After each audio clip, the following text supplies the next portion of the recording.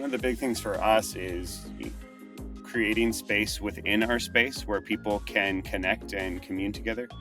And we try to create space that allows for this to happen naturally or organically. And so the concept of like a third place within the workspace is very kind of at the forefront of how we design and how we allow people to kind of like interact with each other in the office.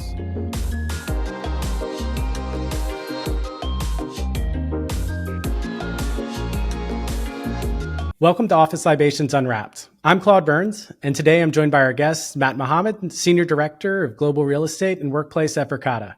Matt, how are you doing today? Thanks so much. Happy to be here. Welcome to our quick hits segment. All right, Matt, coffee or tea? Coffee, always. All right. Okay. What, you got a favorite brand? I mean, it used to be Trouble Coffee from San Francisco. It's closed now. Yeah, for a long time now, that was it. All right. What about your go-to work snack or drink? Also coffee. Oh, okay. A lot of coffee these days? It tends to be the snack too. How many cups a day are we going? Usually just like 3 espressos. Okay. Not too that'll crazy, get you. but nice and spread out. Yeah, I imagine you're running around a lot, so that's good for you. Yeah. You're retired. Money's no object. Where do you live? Probably my hometown, Santa Cruz. I was lucky yeah. enough to grow up in a place where most people vacation, so right. kind of an easy segue for me. Okay, perfect. What's the best thing you've eaten recently? That's a good question. Probably Damn Fine Pizza in San Francisco in the Outer Sunset. Last book you've read? The last book I finished was recently The Italians by Luigi Barsini. Okay, I haven't heard of that. I'll have to write that one down to add to my Audible. Very good, very good. What's your favorite historical figure, dead or alive? Bob Marley. Bob Marley. Do you see the recent movie? I have not yet. Okay, all right. Something to do on the weekend. I know. I have to check it out. We're going to move into kind of the learning a little bit more about Verkata and what you do there. So for our audience, can you kind of explain a little bit briefly what Verkata does and what your role at the company is? Absolutely. Yeah. So Verkada basically is in the business of, it's a hardware and software company that makes building systems and security systems for buildings. Company started with kind of revolutionizing CCTV for folks and moved into access control, alarms, environmental sensors. And basically our charter is anything that helps a building run, Verkada makes. Recently we published or launched our guest app, which basically allows people to like check in and out of buildings as they come and go. And then also a mail delivery system. So a shipping receiving platform. And all of this integrates with all the products integrate together. So access, camera incorporates into every single product we make to help buildings run. That's awesome. And what do you do at Verkata? I basically run a in-house real estate development team. So our team is responsible for the search and acquisition of property. So leasing offices or lab spaces or warehouse, whatever the business needs, and then taking those spaces and designing and building them in-house, and then running the facilities when they're open, including like environmental health safety concerns and just like anything that has to do with employees coming and going from a space. That's awesome. And you're at what, about 15 locations, 15 offices around the world? Mm-hmm. Yep. Right about 15 globally. Yeah. That's awesome. Do you have a favorite office or can you not say? I probably shouldn't. I think Salt Lake City is one of my favorites right now. The team took about 8-9 months to really redevelop a space in Salt Lake City in the Sugar House neighborhood. And a lot of the items that were put into that office were done in-house, literally with the two hands of our team members. And so very proud of like the product that they put out there. And the employees that are now living in the space seem to really enjoy it. So that's always a success for us. Yeah, I think your team, and I think we'll get into it later, has a unique kind of way of thinking about building out spaces for your teams. A lot more in-house than I think others do. Yeah. But when you think about like the employee life cycle of an employee at Verkata and creating employee experiences, what are the things that you guys think about to make sure your teams are happy and successful and thrive in your spaces?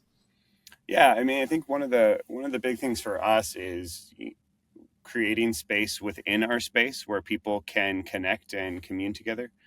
And we try to create space that allows for this to happen naturally or organically. And so the concept of like a third place within the workspace is very kind of at the forefront of how we design and how we allow people to kind of like interact with each other in the office. Obviously, we create office space that has desking and conference rooms and all the usual. Yeah. But in between all of those meetings and heads down work in your own space, we try to create areas where people can really come together, and they might even be from the same team, but have kind of an impromptu conversation that could just be largely social and give people a mental break from whatever they're working on. And I think you guys are pretty unique in that your focus is really in office employees and team members, correct? Mm-hmm.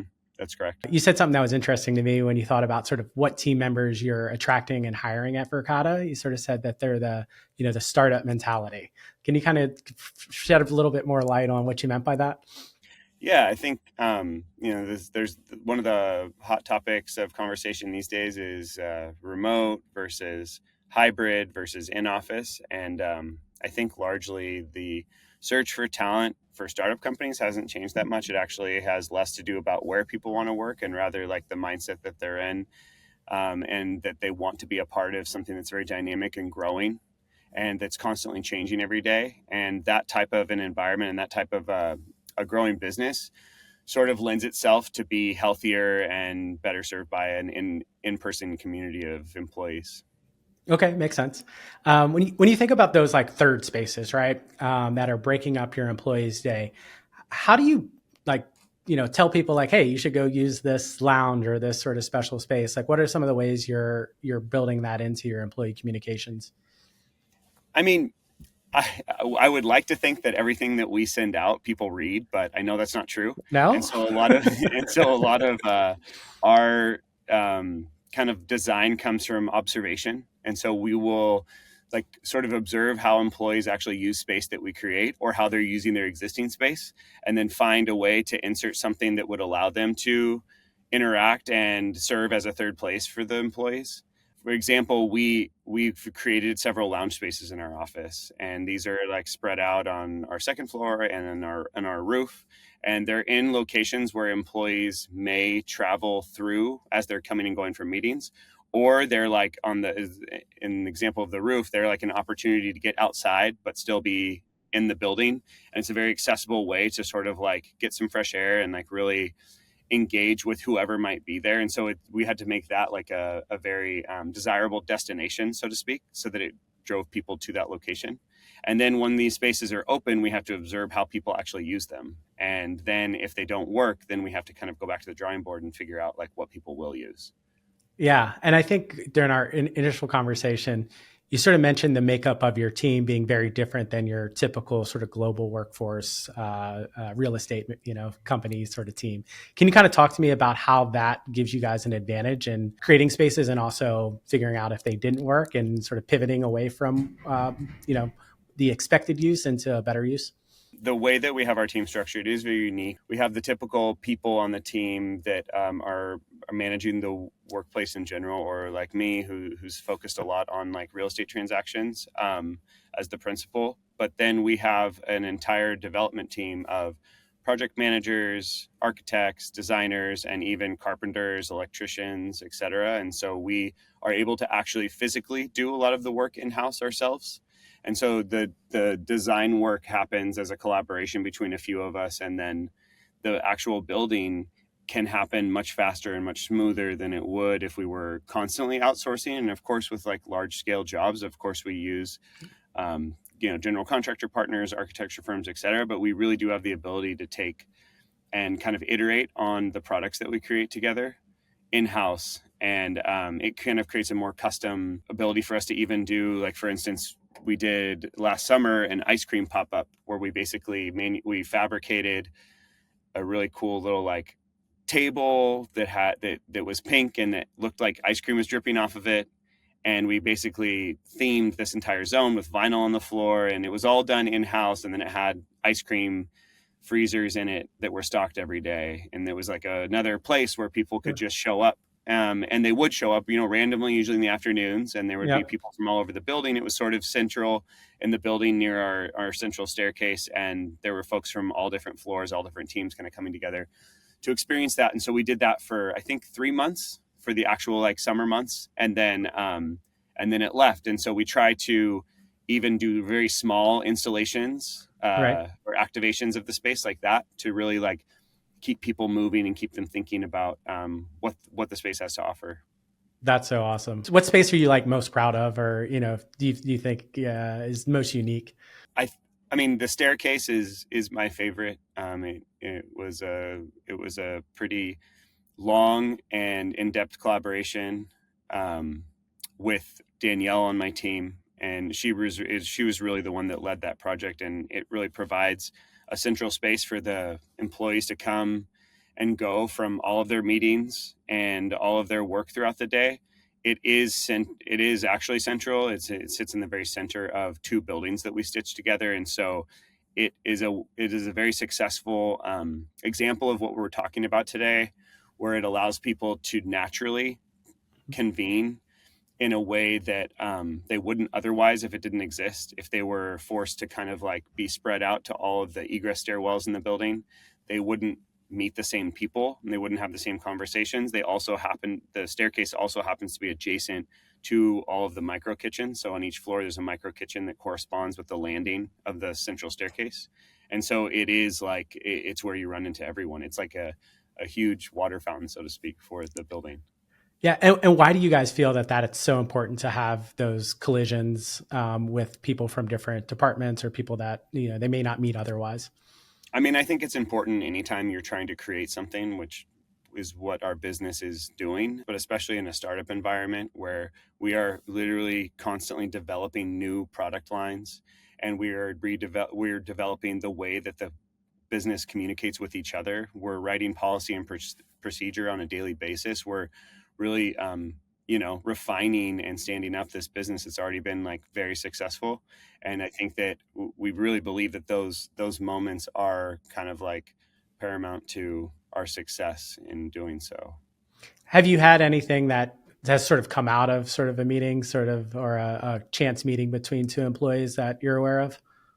I mean, I think it happens every day, to be honest. I Okay. think one thing that I know from humans in general is that like if they don't have an opportunity to interact, then they won't. Mhm. And I often, when I walk through the building, hear people saying, "Oh, I haven't seen you in a long time. I haven't run into anyone from your floor in a while." And you kind of hear this like continually, and so people basically are constantly forced to interact in a way, just by their natural like path of travel through the space.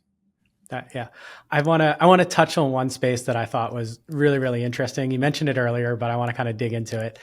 I think it's your second floor sort of speakeasy, sort of sales president's club, or can you kind of talk about what it takes to get into that space?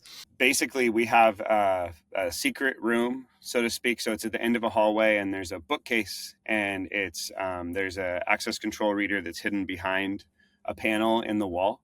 And so you have to know where the reader is and scan it with your phone or a badge, and then the bookcase pops open, and then you're kind of taken into this like really cool speakeasy lounge type environment. There's a pool table and couches, and there's like a beverage fridge and big TVs and a fireplace even in it. And so it kind of creates this very like comfortable environment where there's different sales incentives that are run, and they kind of like continually modify access to the space, Yeah. or who's on the list to be able to access the space. It changes all the time, and so it's kind of a cool way to provide an incentive for folks to reach their goals, whatnot, and then they can go use this exclusive room, and then it kind of like moves around the whole company or team so that folks get a chance to do it. Yeah, Yeah, I it's mean, been a very successful program. people always like access to spaces that they can't usually get access to. Yeah. So I could totally see like that being like a reward that probably like is overvalued compared to anything else. Just being like, oh, my badge works in this bookcase. Exactly. Exactly. That's great. You seem to like to do a lot of things that are fun. We've kind of talked about the speakeasy, the ice cream, social sort of space that you kind of built out of air. How do you think that fun creates a better like work environment? Like, why have fun at work? It comes back to people feeling like they're a part of some kind of a community. And that extends not just inside our, like, extends outside of our space. We have a program where after 3 o'clock, you can take three people from the office and go have, a snack or drinks on the company out in the environment around our office space. So we're in an urban environment in the old part of downtown San Mateo, an old Bay Area downtown, really cool with lots of little shops, restaurants, whatnot. And so we have a walk-up building inside, just right in the middle of all of that. And so, and a lot of we are 2 blocks or so from Caltrain, and a lot of our team take Caltrain to work. And so it's like a really cool way for us to kind of like be a part of this community around us as people are coming and going from the office, and give us a chance to kind of, yeah, meet people in the community and be a part of something that's larger than what our life was before we got to work. Right. That's so interesting that it's not just we want employees to gather and meet in our space and sort of our controlled environment, but also we want you to go out into the community and spend a little bit of money and get some time away from work where some of that downtime you're out with coworkers at a restaurant or bar. It feels a little different than if you're sitting 20 feet from your desk having Exactly. that downtime. What was sort of the inspiration behind that program? That's kind of the first I've heard of something like that. When I got to Verkada, it was very clear that our co-founders, as well as my boss, the CFO, they all really believed that San Mateo is a great place to work in general, to have a work environment. And so they've held true to that. And when we were looking for space, when I first got here to expand our headquarters location, we looked at other places in San Mateo, more in the outskirts, with San Francisco. We looked at south of San Mateo, elsewhere on the peninsula, and we really landed that they wanted to stay exactly where they had they already had somewhat of a presence down here, and they really wanted to like settle in and become a part of the community here. And so I think that's like the original core impetus for this program. That we have, just like all companies do, we have employees on a lot of different schedules depending on what areas of the country or world they work with or support. And so it was an opportunity for us to create a little bit of a way for people to commune together in the afternoons when some people are transitioning toward home and some people are more like at break time in their day, that they could take and like go outside, take a walk, support something local, and have like a full experience that isn't just related to like coming, going to work and leaving, but it can feel like really an incorporated part of their lives. How do you decide what to build? Can you kind of walk me through that again? Because I think it's pretty interesting. A lot of what we do has to do with how we observe people using and engaging in space, and that's what really inspires my team or gives us ideas on how we create new products, or not products, but like spaces in the future that maybe are incrementally more successful. We do have surveys that are sent out both at a company level and then even just specific to our team and what's going well and what isn't. And we give employees an opportunity every 3 months or so to kind of like rate their satisfaction with workplace in general, and then also give feedback, written feedback on ideas or things they would like to see different. And so that's one method, but really like what people ask for tends to sometimes not even be what they want, so to Mm-hmm. speak. That it's hard for folks who don't live in a world of creating space to articulate what they want from a Right. space. And so we take a combination of people's comments and then our observations of how they actually use the spaces we create, and then we come to conclusions on what it is that's missing, or what we think people could really benefit from. And so it's the whole team that does a lot of observing of, like, when we open our new staircase or our kitchen where everyone eats lunch every day, and there's almost 1,000 people there.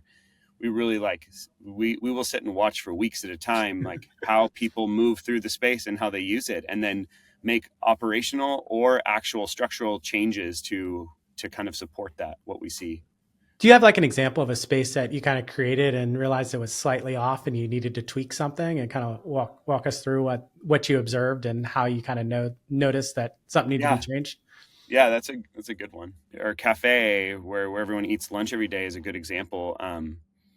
We had people for a while distributed throughout the building, and so we had food being served on each floor, and then we had like a corresponding dining area with those spaces. And observing that, it never felt fully activated in any one given space. It was very a bit haphazard, and people were also a little bit confused as to which food was where, and there was a little bit of kind of like wandering going on. And then we concentrated everything because luckily we have the luxury of having enough of a kitchen to support it and enough space for people to all dine together in our, which is also doubles as our all hand space.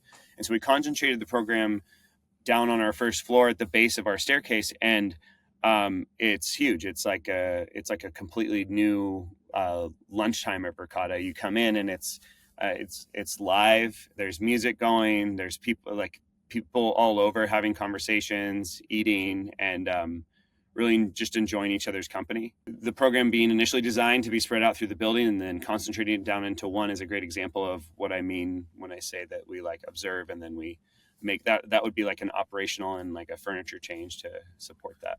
Right. It seems like you're very intentional about how you're using office space and how you're observing people. Are you physically watching, or are you using your cameras to make your life easier? To be honest, our team is pretty old school, and we Yeah. physically watch. Okay. Um, we we take our job very seriously, but we do believe that in-person observation is like the easiest way to really see how people are interacting. Cameras are really good for maintaining like order, operation, security in a space, but if you want to create space, you kind of have to live inside of it. I mean, even when we're planning for a new office or a new lab or something, we have to go live in the space physically, no matter where it is in the world, in order to really be able to take something that's on a plan set in 2D and create something meaningful out of it. You have to first experience it yourself. Do you ever kind of grab someone and be like, "Hey, why'd you do that?" And kind of get Sure. their Yeah. feedback on like, Absolutely. "That was a weird thing to do. Why that's not how it was designed." Absolutely. Yeah, absolutely. That's how you learn, right? And you watch everything. You even watch where people throw their trash away and where they Mhm. don't, or where they will pick up dirty dishes or where they won't. It's very interesting to see like human behavior, and ultimately like our goal is to create the most sort of delightful like experience while people are on site as possible. And so in order to do that, we have to observe people and see how they truly act. Yeah, I think we've all probably had that experience at a restaurant or something where we look for like where we're supposed to go next, or where the restrooms are, or Yep. where to throw our trash away, and we're like, wait, where do I do this? And then it's like eventually you see them fix it, right, and then it's like, Yep. it makes sense now. Probably because they Exactly. saw a bunch of deer in headlights waiting to figure out where to throw their trash away. Do your other offices sort of have a similar aesthetic and design sort of appeal, or do they have sort of unique flavors in different cities and locales?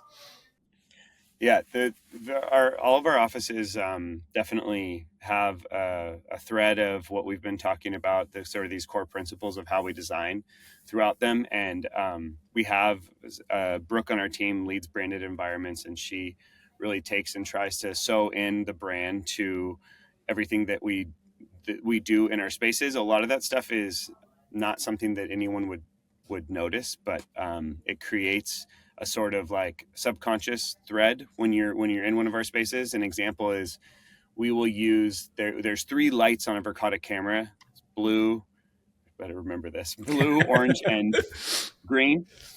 And she'll use those type of neon colors, for instance, even when it comes to like there'll be a portal painted when you're walking through a doorway, and she'll use some of those like kind of colors and like subtle nods to the brand throughout the space. But we every office is completely unique. In Austin, they have, instead of like a traditional Verkata logo that's a black Verkata logo with the V, they have a local muralist who's painted a mural for them that says Verkata Austin, and it's in that style of the famous local Austin mural. And so we allow the local team, when they have an opinion of how they want to express themselves in the space, then we take that and we run with it. Very cool. Let's talk about like kind of the psychology behind space design, because I think it's really something unique that you guys do. Like, how do you guys go about creating like a new space, right? You kind of want to do something. Can you walk me through that initial sort of light bulb moment to create these cool spaces? There's the normal process that we go through to create space where the team will take and interview whoever the stakeholders are, whether it's like certain members of the leadership team, or if it's a local leader who's going to be running that office per se. We will take and interview them about like their wants, dreams, desires, and really how they want the space to feel, etc. But it's in those brainstorming times with the other folks that we're designing for that typically like light bulbs will go off, and we will see an opportunity to create a space that fulfills something that they have a desire to offer to their team.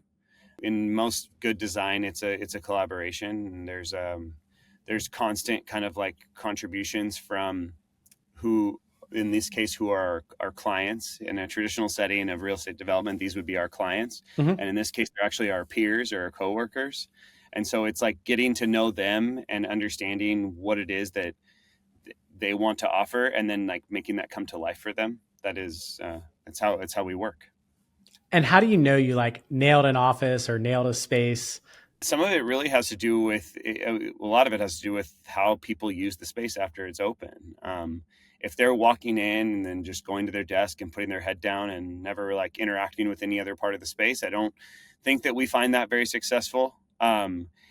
If they, however, if you see people kind of like taking themselves and moving around the space and interacting with other people and changing their work setting throughout the day, I think then we see that as much more successful, and kind of a nod toward creating an environment that is dynamic and alive, rather than just creating a space for people to have a 9 to 5 job. It really gives them something more than that. That's great. Well, Matt, I really appreciate your time today and talking to us Yes. about a really kind of unique program and sort of way of approaching sort of in-office experiences for employees, and giving us a little bit behind the scenes on how you actually approach creating these like unique concepts and installations. Thanks so much. Happy to be here. Thank you for joining us today on Office Libations Unwrapped for this interview with Matt Mohamed at Verkada. Don't forget to subscribe to our podcast for future episodes filled with inspiration, ideas, and strategies to optimize your workplace culture. And remember, happy employees make happy customers. Until next time, I'm your host, Claude Burns.